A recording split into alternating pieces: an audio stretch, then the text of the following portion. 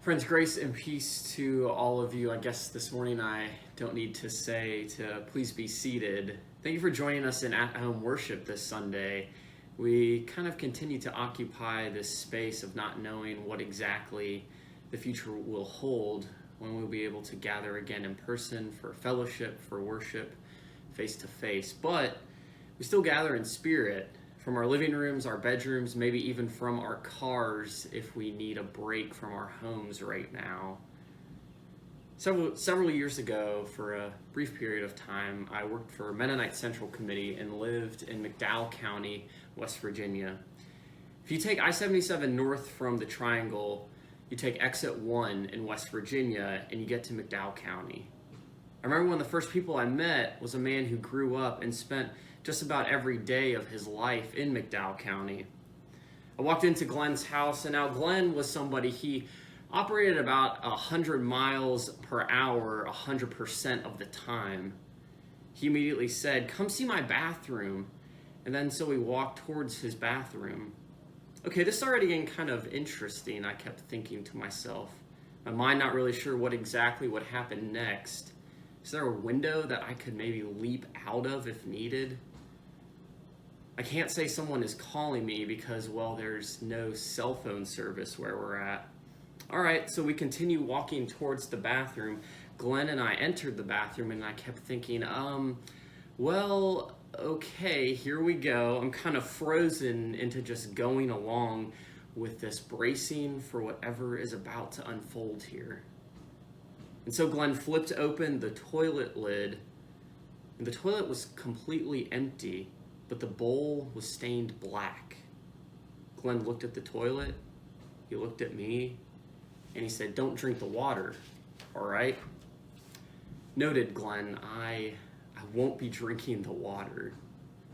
See, Glenn lived in an area where he had no city or town water. Instead, he got it from a well that was so contaminated from coal mining that he couldn't drink from it. You could turn the faucet on, you could fill up a cup and see all of these black specks dancing around the cup.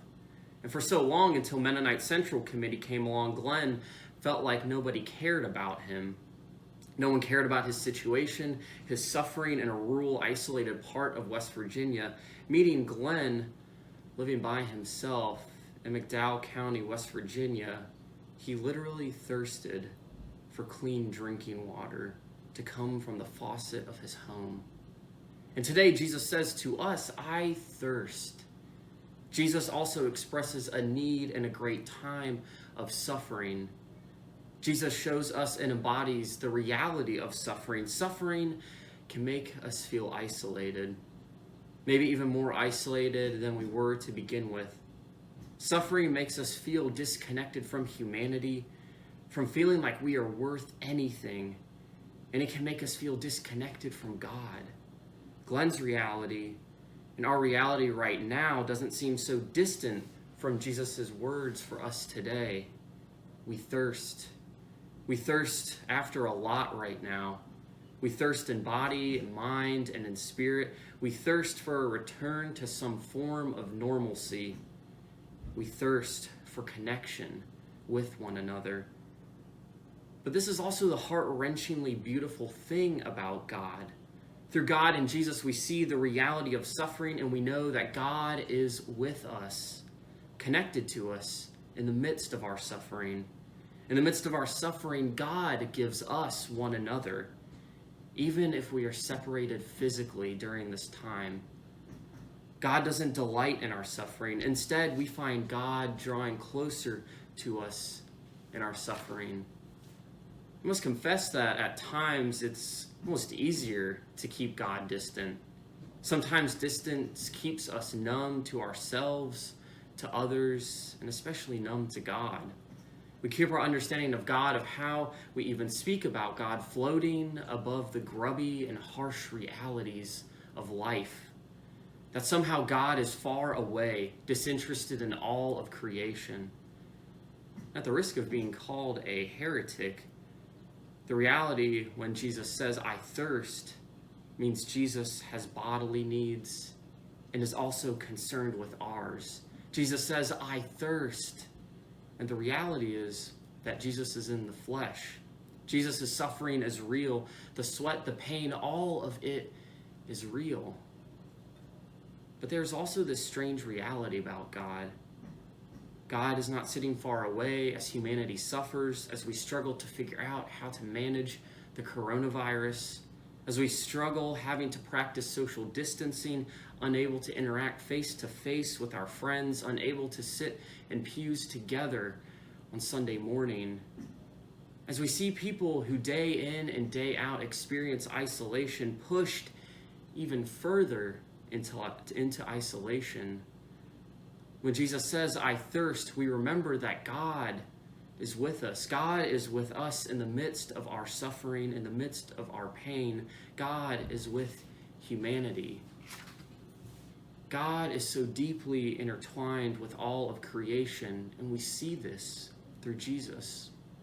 We are not in the shallow end anymore. We are in deep waters with the reality of how painful life can be.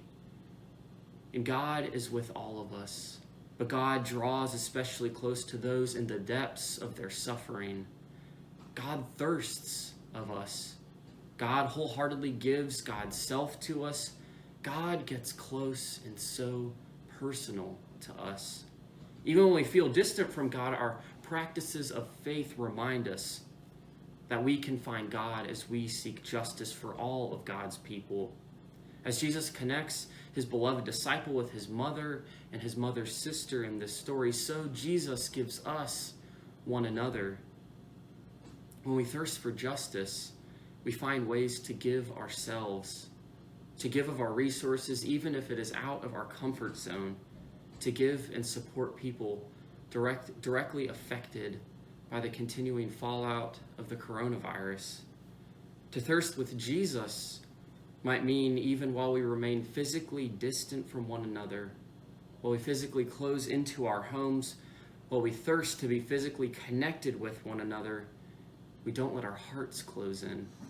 Jesus moves our hearts to reach out to help even from afar, and in this, we draw near to God. Here's a prayer offered from Lutheran pastor Nadia Bolz-Weber. O God, who made us all our healers, our exhausted God, give rest to those who care for the sick. Our children are bored, God. Grant extra creativity to their caregivers. Our friends are lonely, God. Help us to reach out. Our pastors are doing the best they can, God. Help them to know it is enough. Our workers are jobless, God. Grant us the collective will to care of them. Parents are losing their minds, God. Bring unexpected play and joy and dance parties to all in need. Our grocery workers are absorbing everyone's anxiety, God. Protect them from us. Our elderly are even more isolated, God. Comfort them. We have not done this before, and we are scared, God. I don't even know what else to pray for. Amen.